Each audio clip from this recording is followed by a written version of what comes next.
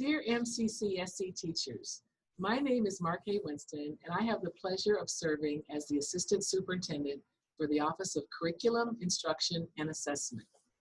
In recognition of Teacher Appreciation Week, I'd like to start off by just saying thank you. Thank you for all that you do each and every day on behalf of our students. Please know that your hard work, your dedication, and your commitment does not go unnoticed. I'd also like to take a moment to say thank you for how hard you have worked these past 8 weeks, as we had very quickly had to pivot in order to support our students during this pandemic.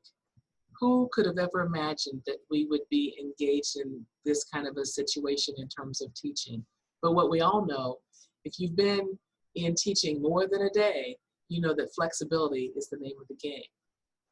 The teachers in MCCSC and your response to our corporation-wide contingency learning plan has been nothing short of amazing, absolutely amazing. And you are to be commended for how you have creatively, and I do mean creatively, and flexibly supported all of our students. Our community is very appreciative of your efforts. The purpose of today's webinar is to make sure that each of you are fully informed of the year-long curriculum project that has been underway throughout the 2019 through 2020 school year. As you may know, we have been working on revising our corporation's essential learnings, ELs, and updating our common formative assessments, CFAs, and our common summative assessments, CSAs. We've been doing this work since last fall. Many teachers across multiple grade levels have contributed in one way or another, and we are truly indebted to them. Today's session is dedicated to providing you with an overview of the kindergarten through 2nd grade CFAs and CSAs. There are just a few key objectives for today's webinar that should assist in making sure that we are all on the same page. As a result of this session, you should, 1, have a thorough understanding of this year-long project, as well as knowing what best practices we were using as a curriculum office to guide our work. 2, you should also have an awareness of the depth of knowledge, proficiency scales, and the changes that are being made to the corporation, CFAs and CSAs. 3, you should have a really good understanding of how we're going to suggest that we go about grading the CFAs and CSAs. And 4, you will understand how to access your grade-specific CFAs and CSAs through Canvas. So those are the things that we really hope we accomplish during today's session. And at the conclusion of today's session, if you have any remaining questions or concerns, do not hesitate to reach out to the instructional coach in your building or one of the district instructional coaches.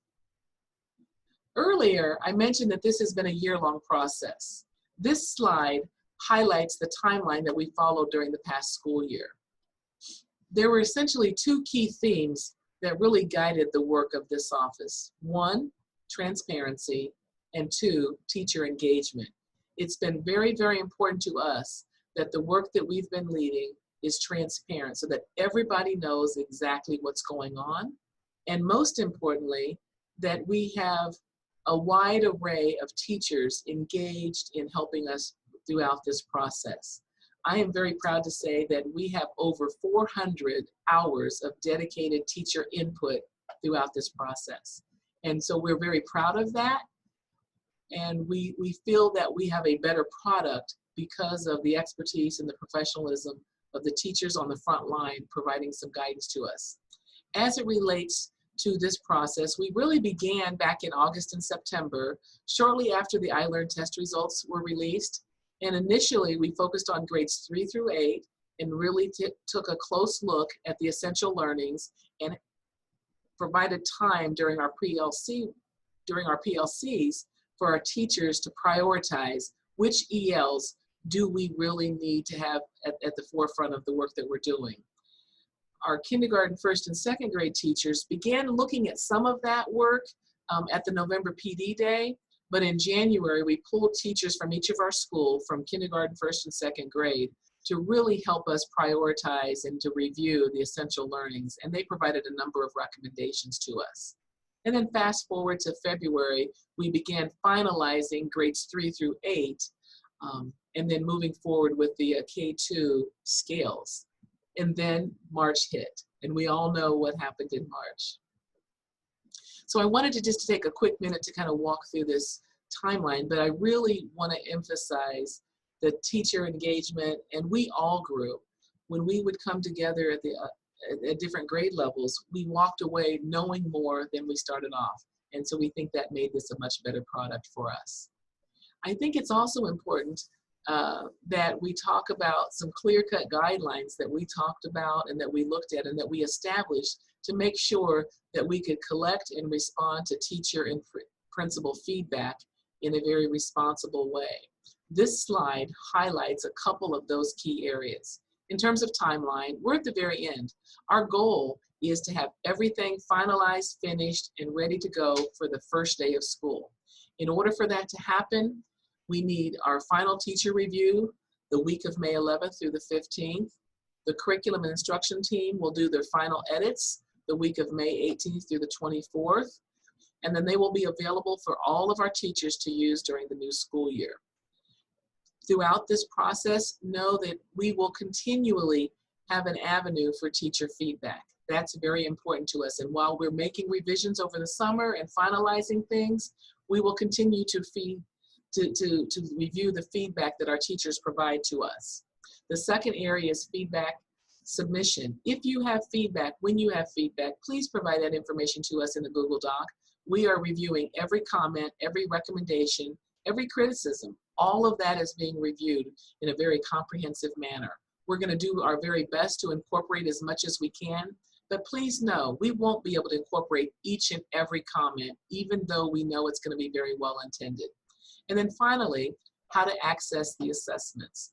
The assessments are going to be available to you in your grade level Canvas courses, and your instructional coaches will be able to give you access to that. In closing, I just want to mention that there are 6 key factors that we've used throughout this process, and most specifically now, that will aid and assist us in our final decision making. Items 1 through 3 are vital to this process. We want to make sure that everything that we put out is directly in alignment with the Indiana Department of Education standards and the proficiency scales that they've published. That's essential, that's important. Number 2, we spent a lot of time, we asked you to spend a lot of time going back and reviewing our essential learnings. So the essential learnings that you have prioritized for us, that is a key factor in our final decision making. A third factor is depth of knowledge. We know that the new assessments here in Indiana have a different level of depth of knowledge than we've ever experienced before. And it's essential that our depth of knowledge questions and our level 3 questions are tight and appropriate. We want to make sure that you receive information that allows you to differentiate instruction, and that you can find useful tools in this information. And at the end of the day, the assessments will be appropriate for the grade level instruction that you're providing. The rest of today's webinar is really going to focus in on the nuts and bolts of all of these areas as it relates to our CFAs and our CSAs. Lori Ely is going to move us forward with the rest of this webinar, and she's going to talk about the assessment, literacy, as well as CFA and CSAs. Thank you so much, and I do hope that you find today's session to be beneficial. Hello, this is Lori Ely, District Instructional Coach. Assessment literacy includes 3 big ideas: what someone knows about assessment, what someone believes about assessment, and what someone does with assessment. AL is a student-centered teaching philosophy. It is built upon the growth mindset and incorporates best teaching practices into every aspect of teaching and learning. The AL philosophy facilitates cooperation between students, teachers, administrators, and parent guardians to support students in meeting the grade level learning targets.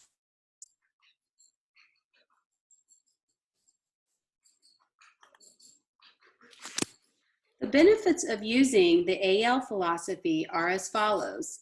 It helps teachers develop a classroom culture based on learning, not point accumulation or playing the game of school. It provides teachers with the structure to teach students, take ownership of their learning. Teacher is viewed as a coach. Teacher enjoys collaborative, non-confrontational parent interactions. And teacher reports grades that are clear and defensible and reflect student learning progress towards the learning target.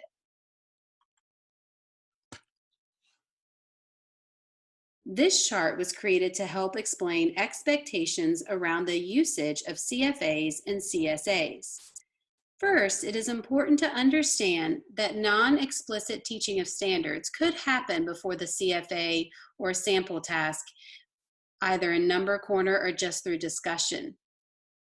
Once the sample task or CFA is given, this data point will guide instruction, and the score will be the score on the report card as the benchmark.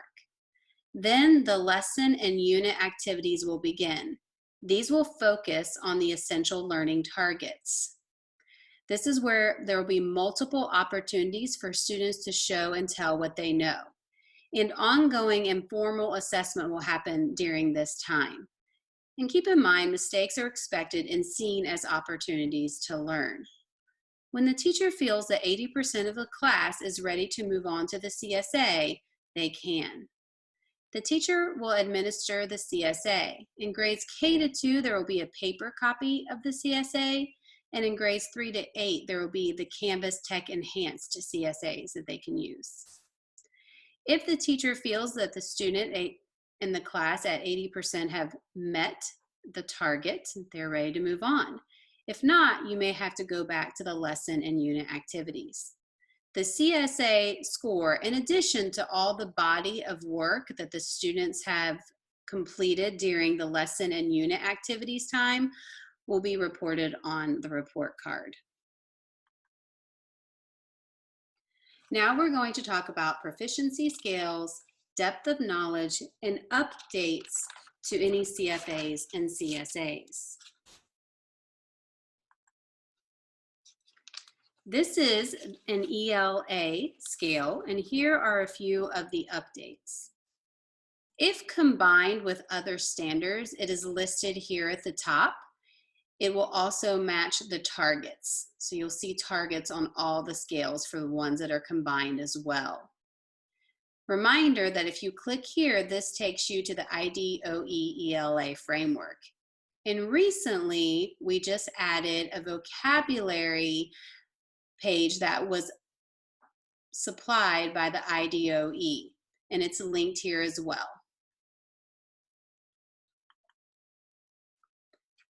Fluency for K-2. Fluency will be assessed using an updated rubric. Fluency is now combined with a literature or nonfiction standard. When assessing fluency, there is a checklist of either literature or nonfiction prompts to discuss with the student once they have finished reading. The standard will be graded using the score chart. Thank you, and now I'm going to turn it over to Lauren Keenan, the other district instructional coach. Thanks, Lori, for sharing about the ELA proficiency scales. I'm Lori's counterpart. I'm MCCSC Corporation Instructional Coach Lauren Rapacki Keenan. And before I go into details about the math scales, I wanted to share some exciting additions we have to both the ELA and math scales in terms of the depth of knowledge. So hopefully you've been oriented to what depths of knowledge are at this point, but if you haven't, I do encourage you to reach out to your instructional coach at your school to find out more information and get more professional development around this. But basically, we looked at the iLearn data and we were able to see that standards, particularly those that are of high priority, which we've identified as essential learnings, are engaged with by students through different types of questions. And some of those questions are of low cognitive demand, and some of those questions are of high cognitive demand. And so similarly to a baseball player or a softball player, we would expect that a quote unquote good baseball or softball player would be able to hit a lot of different types of pitches. And the same is true for our essential learnings. We want to make sure that students are able to engage in lots of different questions that really show their depth of knowledge on an essential learning. And so to do that, to better prepare our students for what's coming in the future, we looked for a way to bake in depths of knowledge into our assessments, our common formative and summative assessments. And so the best way to do that, given that we want students to be able to perform, all students to be able to perform at a level 3 proficiency, we have included 3 different DOK levels in each CFA and CSA.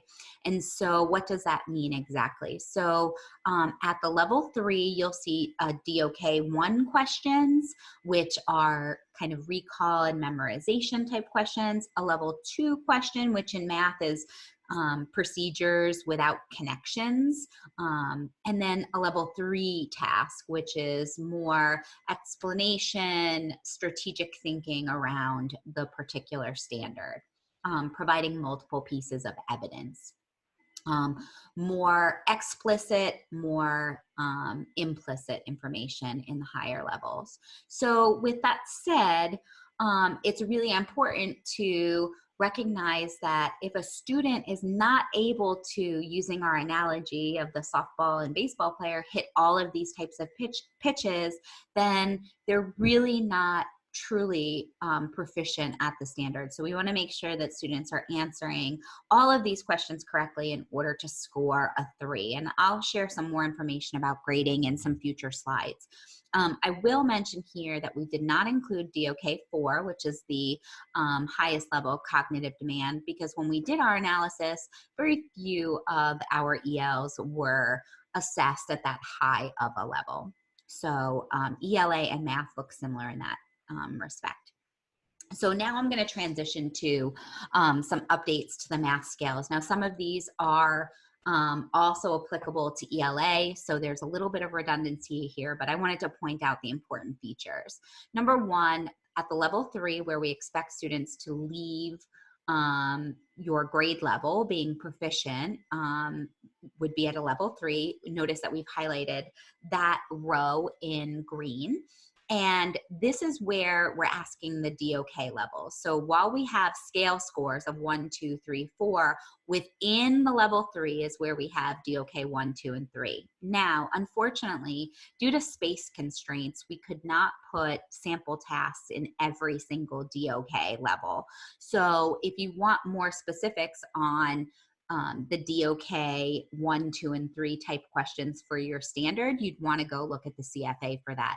But if you wanted to look at the questions provided here in the sample task, you could also use the resources provided to upping and increasing a DOK level as well.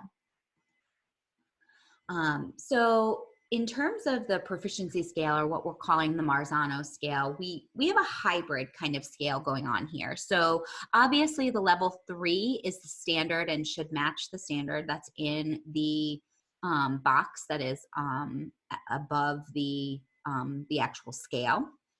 But then we have to think about how do we break that down, as well as how do we elevate that for a level 4. So the DOE provided proficiency scales for grades 3 through 8, and we looked to model K-2 after these scales. And we also layered in Marzano at the level 1 and 2, which Marzano talks about providing assistance and the inclusion of assistance on particular standards or parts of standards at the level 1 and 2. And so we've included that. So please look to see how the standard is kind of pieced apart or layered down to match that, what it looks like in grades 3 through 8, but also where use of materials or teacher or peer support would not prohibit a student from obtaining a 1 or a 2 scale score.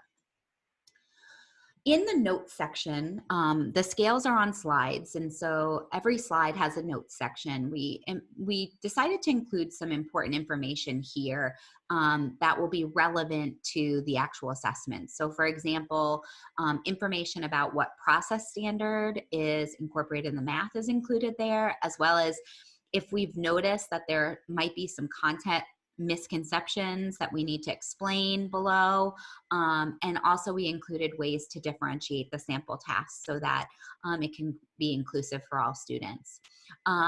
We also will put in this note section any updates that are made to the slides throughout the year, throughout the course of the years as they're updated. We want to make sure that we keep track of the comments that teachers are making to these documents and how they're being attended to in the future. So we do not have any yellow here, but in late April, the Indiana Department of Education released new 2020 math standards. And there were very few changes that were made. I believe in first grade there was only one, and it usually did not involve anything heavily related to content.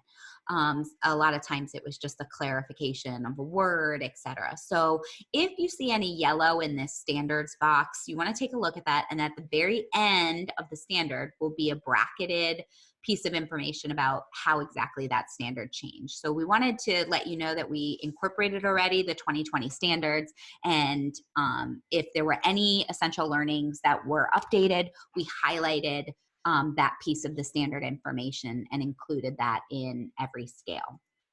Now, on the top left-hand corner is where we've put information about combined standards. So back earlier this school year, in the 2019-2020 school year, we asked for teachers to provide feedback on ELs, and all of you did that. And on November, at the November PD, you really talked about how you wanted to include multiple standards in one assessment. And so we had to think strategically about how to do that well. And so we would determine which standard would be the target, which was denoted by the target here, and then which standards would be levels 1 or 2 or 4 of that standard based on what it was. And so that information's in the notes as well, but we wanted to put it at the very top so you could see. So if a student is working on a combined standard, and for example, they're struggling on one CA2, you want to look to the level 2 and level 3. Notice that level 2 is built upon one CA3. So we have scales available in the scales documents for that scale, even though it is not its own CFA and CSA. We've provided supports for you to be able to go back and work with students on those skills in the same ways that you'd work on the higher level learning trajectory skills that are assessed on the CFA and the CSA. As a reminder, we have linked the IDOE math framework document for every standard. So if you want to click on that, that's actually where we got this vocabulary. That's over here in the vocabulary section, as well as the I can statements. So you're welcome to click on that document, and it will take you right to the IDOE math framework document that has also provided some great examples for us as well. Vocabulary. So while we've included the vocabulary from the Department of Education and the framework document, we have also incorporated a hyperlink which links to a document that we've put together in the Curriculum and Instruction Office that links to your curriculum as well. So in grades K through 5, we've incorporated the Bridges vocabulary at this point. In grades 6 through 8, we've incorporated the CMP3, and we'll continue to update that as we go through curriculum shifts. But this way you have all your vocabulary K through 8 in one nice Google document as well. So answers, we decided to make it and include answers on sample tasks and not just the CFAs and CSAs to make sure that any paras or special educators or other teachers are all on the same page in terms of the expectation of what student answers should look like. As we went up in the grades, second grade and on, we had to put the answers off the scales because they just became too meaty for us to be able to expect to put all of them on the scale. So in grades K and 1, you'll see the red is the answer to the question there. So it's a sample answer. And then in second grade, you'll see that we've moved those answers off the scale to the side so that it allowed for more content to be put there. So just as an FYI, that's been included. We've talked about the inclusion, the exciting inclusion of process standards for the very first time into our scales. And so because of that, we linked the scales here on this document. We want to consider the scales living documents. So there's lots of links in here to provide you with resources that are going to be helpful for you and support you in your teaching of and assessing of these particular essential learning skills. With that said, so in math, we have two variations of standards. We have content standards and we have process standards. And again, if you have any questions about the process standards, I encourage you to reach out to your instructional coach to ask for more PD in that area. But basically, we've been doing a really great job of assessing content standards, but we really want to also focus on the process standards because both are of equal value. And so the question then became, you know, how, although all 8 process standards should be taught at all grade levels, how and where can we assess them? And this is something that's really groundbreaking. And so with the help of a team of coaches, we looked at the process standards in terms of your curriculum, the adopted curriculum, bridges in this case, to see where and what were the most commonly used process standards across grades K1 and 2, because by the time students get to 3rd grade, we want to make sure that they've really engaged well in all 8 standards. So while we're only assessing for a few process standards, this doesn't mean that you're not teaching all of them, but rather we're just going to be assessing on 2 of them in grade K, 4 of them in grade 1, and 6 of them in grade 2, so that by the time they get to 3rd grade, they've been able to get feedback on each of those 8 standards to be prepared for being assessed on iLearn on the process standards as well. We will only be assessing 1 process standard on each CFA and CSA. It's matching from the CFA to the CSA. And in 7th and 8th grade, we actually incorporated assessing 2 process standards on each. And so I'll show you more information about what that looks like in a minute. You could see here the breakdown in kindergarten. We're going to focus on process standard 6 and process standard 7. We're going to add process standard 1 and 8 in 1st grade to those 6 and 7 already. And then by 2nd grade, we're going to incorporate process standard 3 and process standard 5. So we already have the process standards actually in our CFAs and CSAs, but we've actually found a way to collect data that's going to support this work. This is really groundbreaking. Nobody else is doing this. So hopefully we'll get a lot of great feedback this year about how incorporating the process standards into assessments is really working. Like I said earlier, in your slides, you have a link to the process standards scales. It's important to be able to understand what these scales mean. They look the same K through 12 because they're expected K through 12 in math. So what you'll see is that there is a sample task, same as there was with your math scale. And what we've done is we've created almost like a checklist of when students are at proficiency, these are what you should be looking for in the task in which they are engaging in. So remember that our content standards are the what you are teaching, and the process standards are the how essentially students are engaging. So you want to make sure that your lessons and your assessments are including these types of tasks. If you want some more resources on some great ways to incorporate the standards, the process standards into your lessons, there's a great website inside mathematics, as well as a great resource that provide you with some more detail.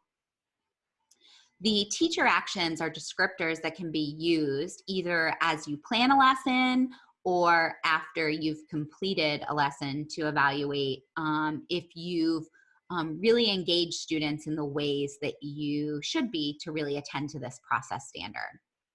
And the student work is what you should be looking for students to be able to demonstrate that they're able to do when they're engaged in a task. So again, this is kind of like a checkbox for you to be able to look at student work, your sample task, and your teacher actions, because the how is really engaging all three of these things: what students are doing, how students are doing it, and how teachers are engaging students in doing it.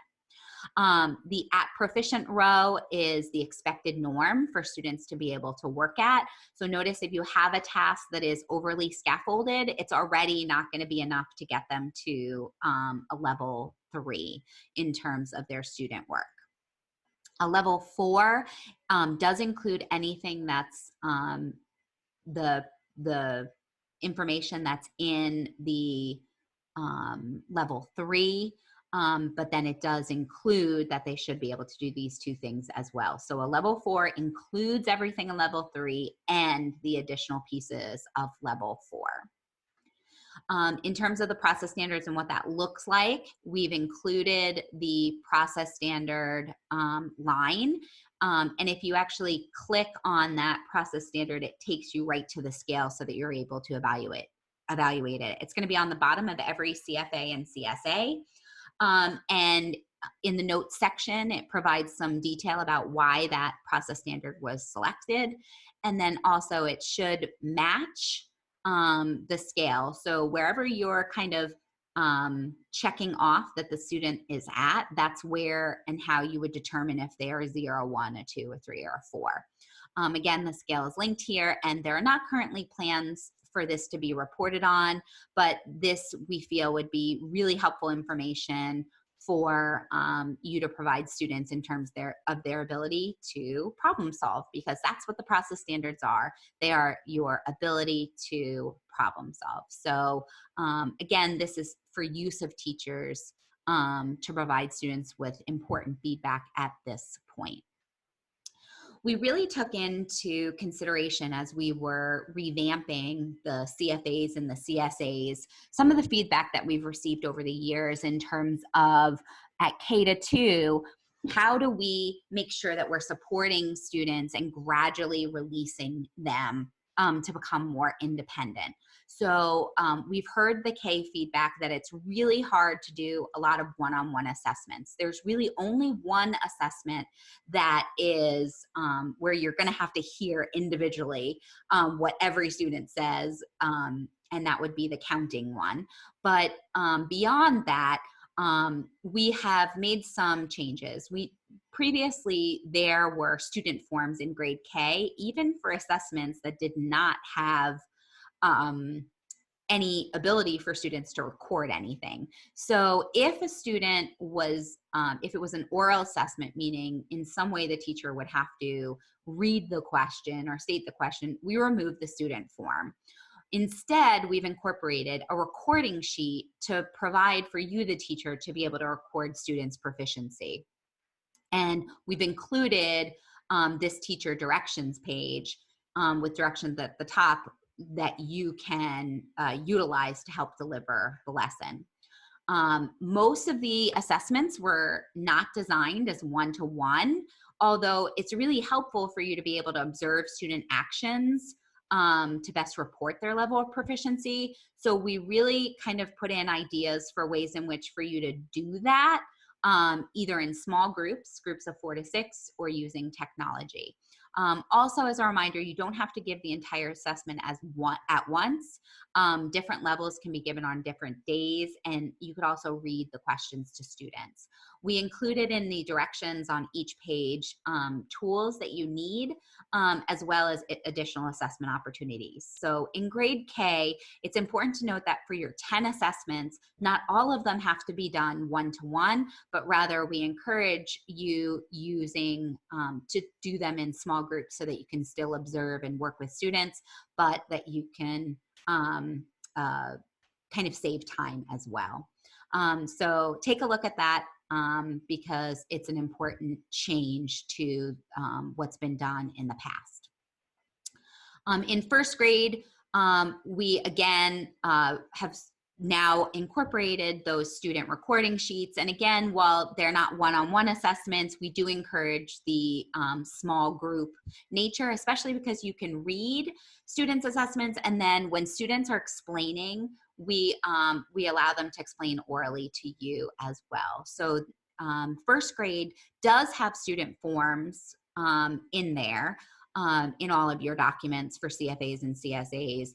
However, you are also welcome to do that small group assessment to make sure that you're able to afford the opportunity for students to either have the questions read to them or have them explain their answers to you as opposed to just recording it on a piece of paper, which we know will be important for your level 3s. For grade 2 now, we've incorporated a direction sheet. Again, we do say that you could do these in small group as well, but you could also do these as whole group. And we've again included the student form at grade 2. Your directions page is a one-pager, whereas the K and 1, their directions are just on the top of the page. We assume as you're giving these assessments in grade K, 1 and 2, you have only 10 or 12 assessments depending on the grade level. We would presume that at some point these become kind of known to you so you don't have to read them every time.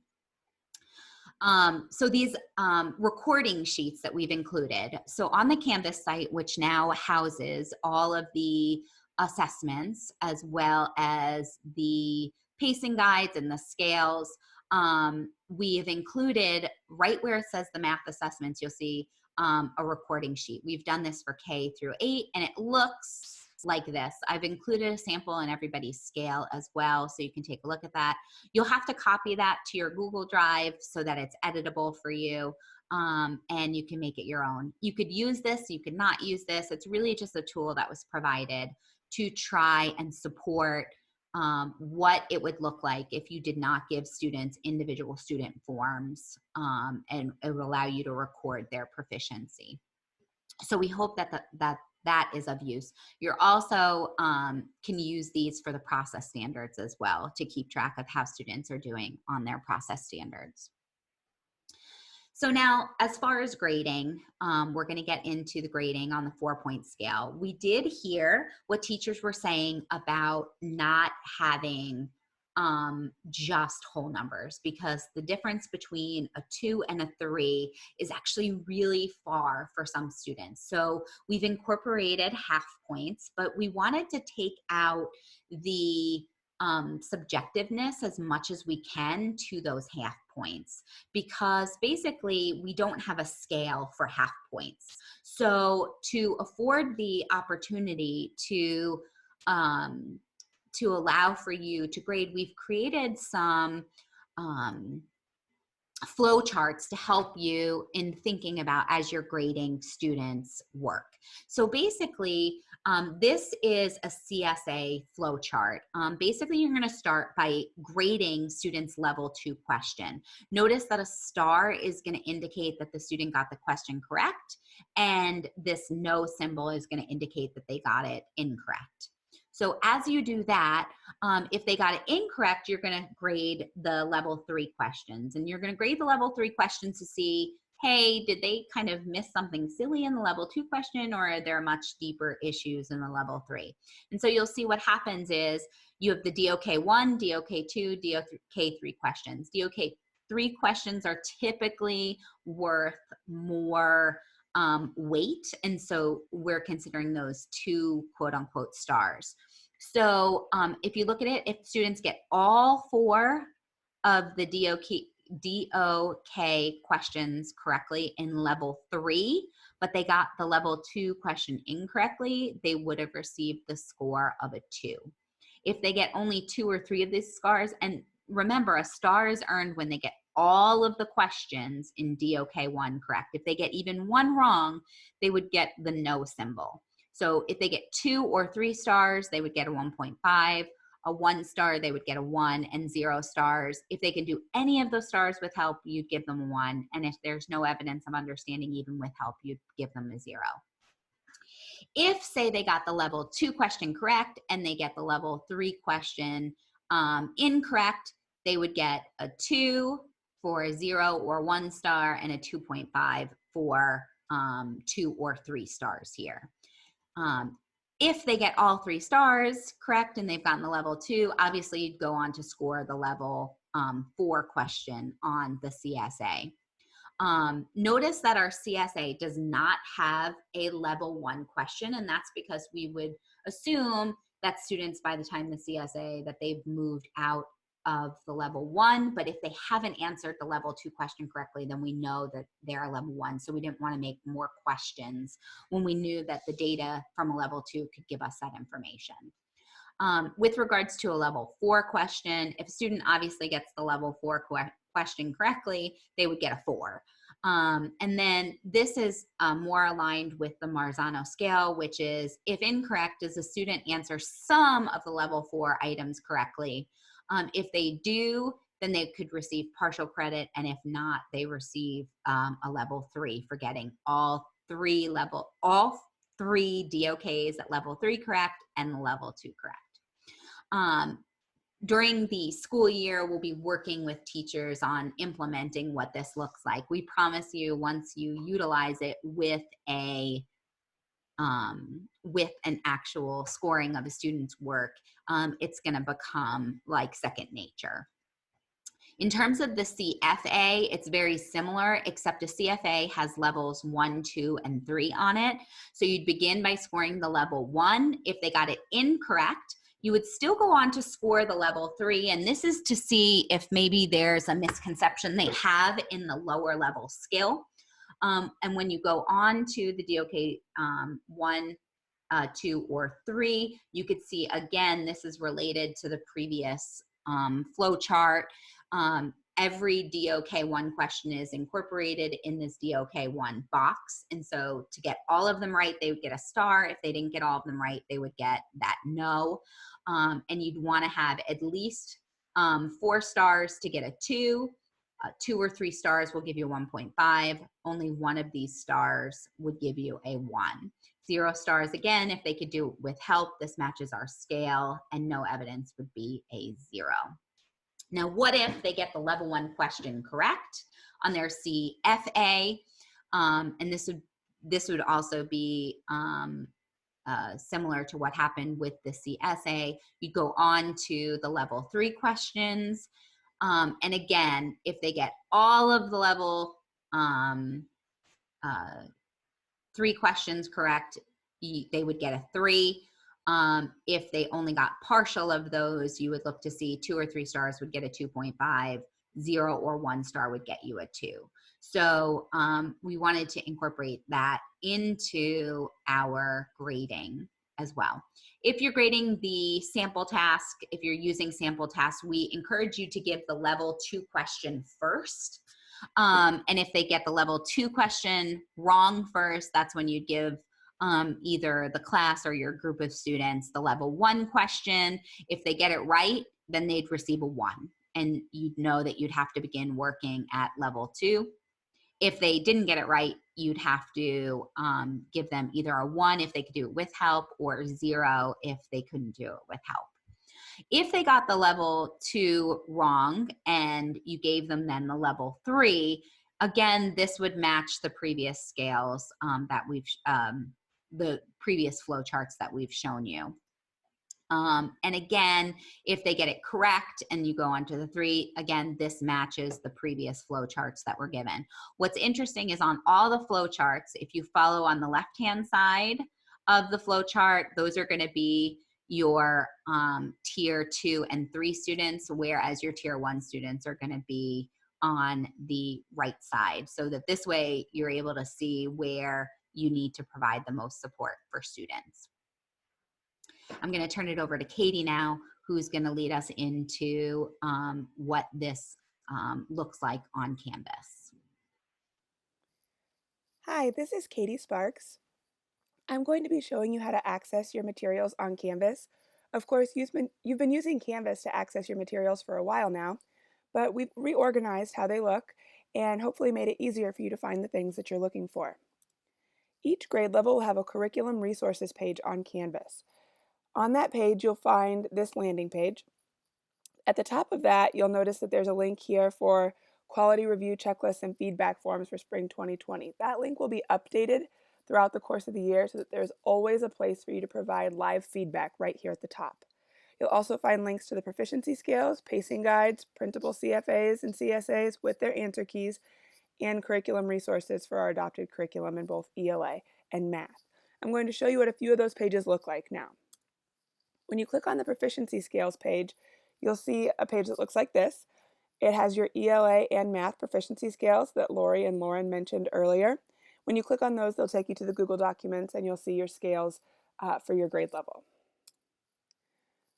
When you click on the printable CFAs and CSAs link, it'll take you to a page that looks like this. There'll be a table for ELA assessments and a table for math assessments for your grade level. On the left-hand column, you'll find all the CFAs. On the right-hand column, you'll find all the CSAs. When you click on these links, it will take you to a Google document, and that Google document will contain the student form and the teacher form, or the answer key, of that CFA or CSA. There's no need to import anything into your courses. It's all right here. You just click and it'll take you to the Google page.